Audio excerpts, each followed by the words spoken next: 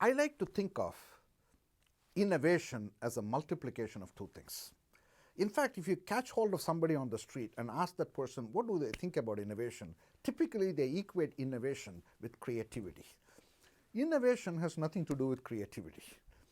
Innovation is about commercializing creativity. Therefore, innovation consists of two components: creativity, which is all about ideas, and then your ability to execute the idea, your ability to take the idea and make it into a scaled up business. So innovation is creativity times execution.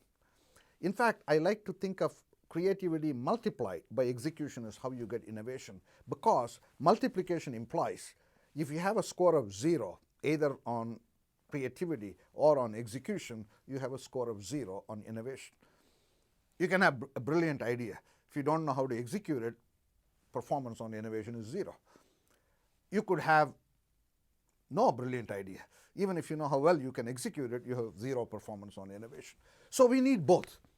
But what I have found in companies is they over-focus on creativity and forget about execution. Yet, the real important thing is execution. In fact, Thomas Alva Edison, the greatest innovator of all time, the founder of General Electric, said it almost 100 years ago. Innovation is 1% inspiration and 99% perspiration. We tend to focus and over-focus on that 1% inspiration, but try to de-emphasize and forget about the 99% perspiration. And if your company is over-focusing on creative ideas and not spending as much time on innovation, reflect back for a moment as to why that is so. Part of the reason is coming up with a great idea looks very glamorous. You go into a dark room, dance, some brilliant idea comes to your mind. Sometimes coming up with idea is a lot easier. Execution is hard because execution takes a long time. It requires resources. There are some tough choices you have to make, whereas coming up with idea becomes easy.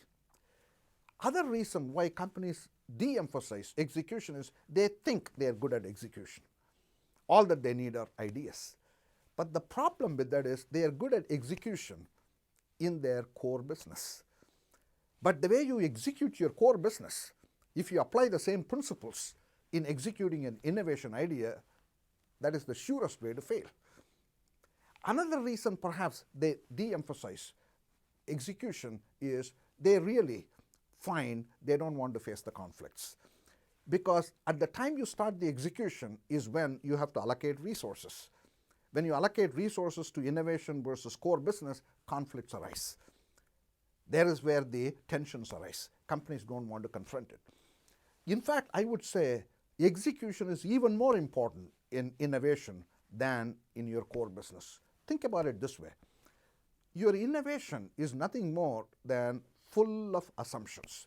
When you are coming up with an innovative idea, think about the day Apple and Steve Jobs thought of fundamentally changing the music industry with iPod. At that day, they simply had an idea, and that idea is full of unknowns, full of assumptions.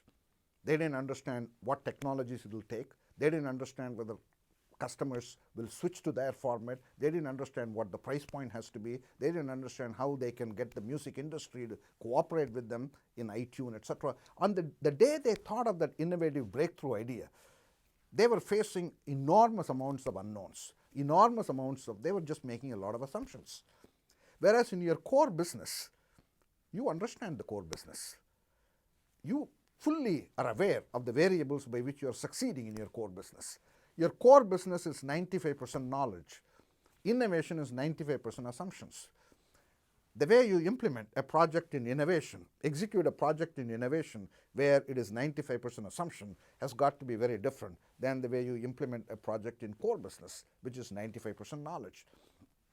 In fact, because innovation involves unknowns, execution becomes even more important. You cannot sit in an office and unravel these assumptions. For instance, AT&T in the middle 80s, they were the first company to come up with cellular telephones. They got the cellular technology figured out. and they knew how to make a cellular phone. So they wanted to assess the size of the market for cellular phones by sitting in the office. So they called in McKinsey and Company and say, give us a report on how much is the potential size of the market for cellular phones. After doing a lot of analysis, McKinsey concluded the total market size, global market size for cellular phones is you can sell about 500,000 units. Therefore, AT&T thought that was not a viable business. They closed down the shop. Now, I'm not trying to put down McKinsey. Even if you put the best minds together, you cannot predict the size of the market when you're trying to create the market. That is the nature of breakthrough innovations. The only way you can understand about those assumptions is to spend a little bit of money and try to gather knowledge about the size of the market, the technological feasibility, et cetera, et cetera. Testing assumptions is the way you do execution for an innovation. In fact, testing assumptions gives you an ability to unravel the strategy. You cannot decide the strategy up front. You have to have a learning mode, and therefore execution is the basis on which you can learn about these unknowns and thereby evolve your strategy. A couple of years ago, IBM ran an ad which really captures the importance of execution when it comes to breakthrough innovation. This ad, there was a Superman running on the street. Instead of the letter S, the Superman had the letter I.